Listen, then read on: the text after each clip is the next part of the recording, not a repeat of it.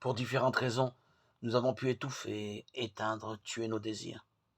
Par exemple, parce qu'ils sont dangereux ou alors parce qu'ils peuvent entraîner à prendre un risque.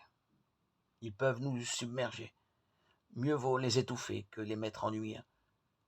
Certains peuvent avoir renoncé à leurs désirs par peur de vivre, peur de l'homme ou de la femme, peur de leur agressivité, de leur violence, peur de réussir, d'être heureux, peur de la souffrance.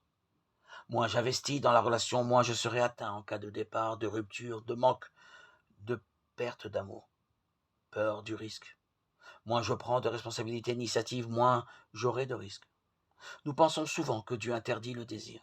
Un croyant doit faire la volonté de Dieu, il n'a donc pas à avoir de désir personnel. Certains en arrivent même à penser que le fait d'être pleinement heureux dans leur vie voudrait dire qu'ils n'accomplissent pas la volonté de Dieu. C'est une aberration. Nous ne pouvons être que profondément heureux de vivre notre couleur intérieure. C'est pourquoi nous sommes faits ce que nous aimons. D'aucuns vivent à partir de désirs qui ne sont pas les leurs, ceux d'un parent peut-être à l'origine, puis peu à peu, insidieusement, ceux des autres. Se retrouvent là toutes les blessures qui proviennent d'un état fusionnel, d'emprise, d'observance contraignante à des règles d'un certain milieu social.